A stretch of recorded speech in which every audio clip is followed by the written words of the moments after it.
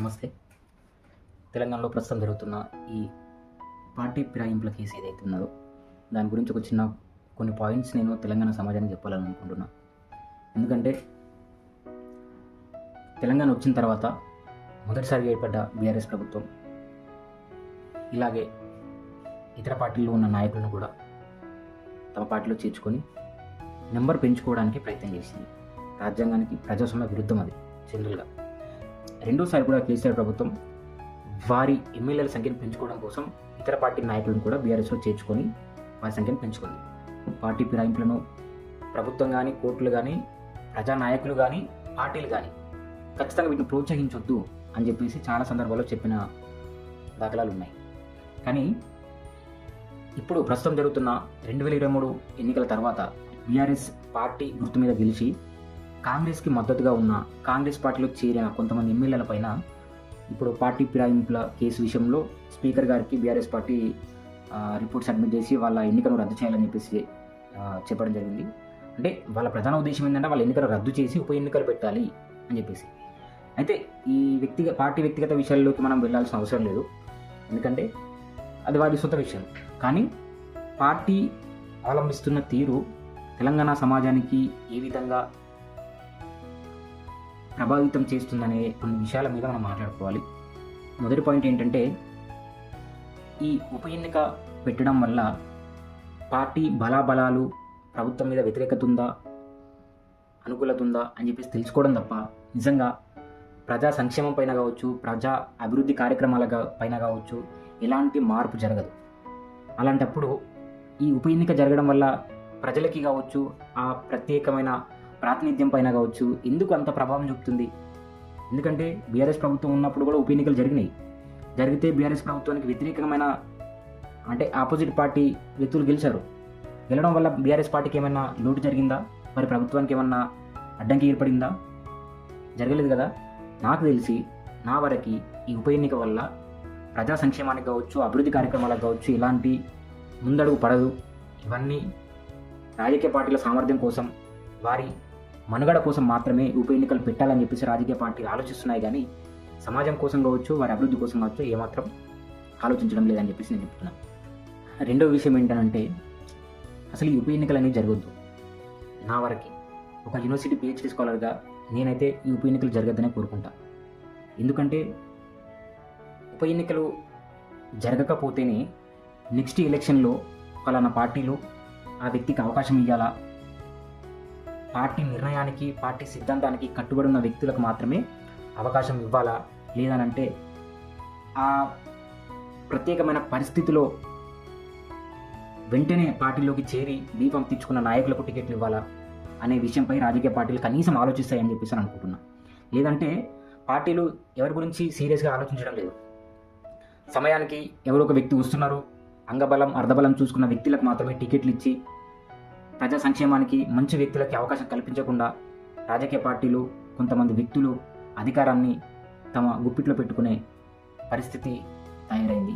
కాబట్టి ఇలాంటి ఉప ఎన్నికలు జరగకపోతేనే నెక్స్ట్ ఎలక్షన్లో అయినా పర్లేదు పార్టీలు ఆలోచించి సరైన వ్యక్తులకు అవకాశం ఇస్తాయి, ప్రజలు సరైన వ్యక్తులను ఎన్నుకుంటారని చెప్పేసి దీనివల్ల జరిగే అవకాశం ఉంది. కాబట్టి నేను ఉప ఎన్నికలు అయితే నేనైతే నా వరకైతే ఉప ఎన్నికలు జరగద్దనే కోరుకుంటున్నాను. నేనైతే సాధారణంగా ఎన్నికలు జరిగినప్పుడు ప్రజలు ఆ ప్రత్యేకమైన ప్రాతినిధ్యం అసెంబ్లీలో ఆ వ్యక్తికి ఓటేసి గెలిపిస్తారు. ప్రత్యక్ష ఎన్నికల ద్వారా ఆ వ్యక్తికి ఎన్నిక జరుగుతుంది. కానీ ఆ వ్యక్తి వేరే పార్టీలోకి మారిన తర్వాత ఉప ఎన్నిక పెట్టాలనే వాదనలలో కనీసం ఆ వ్యక్తి ప్రాతినిధ్యం వహిస్తున్న ప్రాంతంలో ప్రజల నిర్ణయాన్ని తీసుకోవాల్సిన అవసరం లేదా? అతని సొంత ప్రయోజనాల కోసమే పార్టీ మారొచ్చు, లేదంటే ప్రజలకి సేవ చేయాలి, పైనుంచి నిధులు తీసుకురావాలి, నా ప్రాంతాన్ని అభివృద్ధి చేసుకోవాలనే ప్రజా నిర్ణయం మేరకు మాత్రమే పార్టీ మారొచ్చు. అలాంటప్పుడు ప్రజల నిర్ణయం తీసుకోకుండా మీరు ఉప ఎన్నికను పెడితే అది ప్రజా వ్యతిరేకమైన నిర్ణయం అవుతుంది కదా. ఇలాంటి నిర్ణయాల వల్ల మళ్ళీ అదే వ్యక్తి గెలిస్తే దానివల్ల ఈ రాజకీయ పార్టీలు నిరూపించాలి అనుకున్న విషయం ఏమై ఉంటుంది? దీని ద్వారా ప్రజలే కదా అభివృద్ధికి దూరం అవుతున్నది, సంక్షేమానికి దూరం అవుతున్నది. ఇక ఇంకో పాయింట్ ఏంటంటే, ఇందులో ప్రధానంగా ప్రజల పాత్ర ఎక్కువ ఉంటుంది. కాబట్టి ఈ ఉప ఎన్నిక అనేది పెట్టాలా వద్దా అనే విషయాన్ని పక్కన పెట్టినా కూడా ఖచ్చితంగా ప్రజలు ఇలాంటి సందర్భంలో వాళ్ళు ఆలోచించాల్సిన విషయం ఏంటంటే, మేము ఇలాంటి వ్యక్తులకి ఓటు వేసి గెలిపిస్తున్నాము, అసలు మేము గెలిపించిన వ్యక్తి నిలకడ ఉన్న వ్యక్తినా, ఒక పార్టీలో స్థిరంగా ఉండగలుగుతారా, అభివృద్ధికి బాటలు వేయగలుగుతారా, ప్రజా సంక్షేమాన్ని కూరుకుంటారా, పనులు ఏమైనా చేయగలుగుతారా అనే విషయాల మీద మనకు ప్రజలు ఆలోచించి ఓటేయాలి. అంతేగాని ధన ప్రభావానికి లోనై మనం ఓట్లు ఇచ్చి గెలిపిస్తే వాళ్ళు పార్టీలు మారి వాళ్ళ సొంత ప్రయోజనాన్ని కోరుకునే విధంగా ఇలా చేస్తారు. దీని ద్వారా మన ప్రాంతం ఏదైతే అసెంబ్లీ ప్రాంతం ఉందో ఆ ప్రాంతం అభివృద్ధికి నోచుకోకుండా అవుతుంది. ఆ ప్రాంతంలో ఉన్న వ్యక్తులకి ఆ ప్రాంతం మీద ఉన్న నమ్మకాన్ని కోల్పోతారు. దానివల్ల ఇలాంటి నిలకడలేని వ్యక్తులు తయారవుతారని చెప్పేసి ప్రజలు ఆలోచించుకోవాలి ఓట్ల విషయం ముందే. ఇదొకటి నేను ప్రజలు కూడా దీన్ని ఎక్కువ దృష్టి పెట్టాలని చెప్పేసి కోరుకుంటున్నా. ఇంకోటి చాలా ముఖ్యమైన విషయం ఏంటంటే, ఈ అన్ని ఉప ఎన్నిక పెట్టకపోవడము పెట్టొద్దు అని నేను కోరుకుంటున్నా. ఒకవేళ పెట్టడం ద్వారా ఏం జరుగుతుంది అని అంటే, ఇప్పటికీ 2 ఉప ఎన్నికలు జరిగినాయి. అందులో ఎన్ని వందల కోట్లు ఖర్చు అయ్యాయో తెలుసు. దానివల్ల ప్రభుత్వ ఉద్యోగులు కావచ్చు, ప్రభుత్వ ఎలక్షన్ కమిషన్ కావచ్చు, వివిధ రకాల వ్యవస్థలన్నీ దానికోసం పనిచేయాల్సి ఉంటుంది. దానికోసం ఎన్ని కోట్లు ఖర్చు అవుతుంది, ఆ డబ్బంతా ఎక్కడి నుంచి వస్తుంది, ప్రజలు వివిధ రకాలుగా పన్నుల రూపంలో కట్టిన డబ్బులే కదా ఈ ఉప ఎన్నికల కోసం ఖర్చు పెట్టే డబ్బులు. ఆ డబ్బులు ఏదో ఒక అభివృద్ధి కార్యక్రమానికి పెడితే ఎంతో కొంత అభివృద్ధి అనేది సాధ్యమవుతుంది కదా.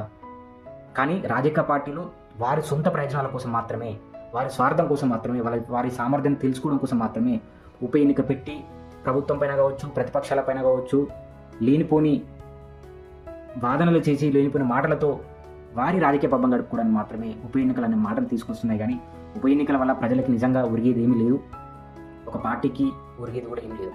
వారి రాజకీయ మనుగడ కోసం మాత్రమే వీటిని ఉప ఎన్నిక పెట్టాలనే ప్రపోజల్ తీసుకురావడం జరుగుతుంది. ఇంకోటి, ఖచ్చితంగా ఒకవేళ పార్టీ ఫిరాయింపులను నిరోధించాలనంటే ఒక విషయం గుర్తుపెట్టుకోవాలి.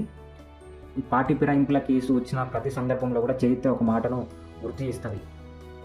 అటల్ బిహారీ వాజ్పేయి వారు ఎంత రాజనీతిజ్ఞుడో మనందరికీ తెలుసు. అలాంటి గొప్ప వ్యక్తి కూడా కేవలం ఒక ఓటుతోని వారి ప్రధానమంత్రి పదవిని కూడా వదులుకున్నారు. ఎందుకంటే అప్పుడు వారు ప్రయత్నం చేస్తే ఒక ఎంపీని తీసుకురావడం వారి పెద్ద అసాధ్యమైన పనేం కాదు.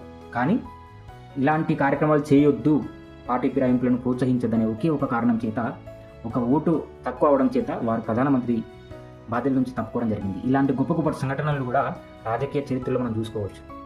కాబట్టి ఖచ్చితంగా ఒకవేళ ఇలాంటి ఒక పార్టీలో గెలిచి ఇంకో పార్టీలోకి మారిన వ్యక్తులు ఎవరైనా ఉంటారో, వాళ్ళ పార్టీ మారిన వెంటనే సహజంగానే వారి సభ్యత్వం రద్దు కావాలి.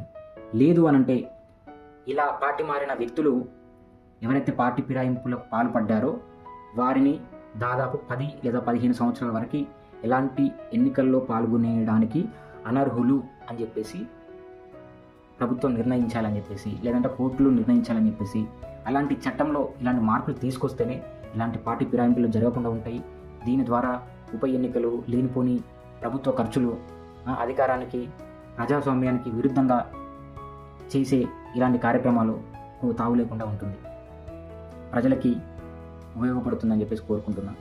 వీటన్నిటి గురించి ప్రభుత్వం కంటే ముందుగా ప్రజలకు ఉపయోగపడే అవకాశాలు ఎంతవరకు ఉన్నాయని ప్రజాస్వామ్య వ్యవస్థలో, ప్రజాస్వామ్య ధోరణిలో ప్రజలకు సంక్షేమం జరిగే విషయం పైన మాత్రమే ఎక్కువ దృష్టి పెట్టి దానికి మాత్రం అవకాశం ఇవ్వాలి. కానీ రాజకీయ పార్టీలకి, ప్రభుత్వానికి, రాజకీయ పరమైన కొంతమంది వ్యక్తులకు ప్రయోజనం కోరేలాగా ఎప్పుడు పడితే అప్పుడు 5 సంవత్సరాల కాలంలో ప్రతి సంవత్సరం ఎన్నికలు పెట్టుకుంటూ పోతే, ప్రతి సంవత్సరం ఎన్నికల హడావిడే ఉంటే ప్రజలు అభివృద్ధిని ఎలా చేసుకోగలుగుతారో, ప్రభుత్వం కూడా అభివృద్ధి మీద కార్యక్రమాలపైన ఎలా దృష్టి పెట్టగలుగుతుంది, అభివృద్ధి ఎక్కడ సాధ్యమవుతుంది అని చెప్పేసి ఆలోచించుకోవాలి మనం అని చెప్పేసి కోరుకుంటున్నాం. నమస్తే.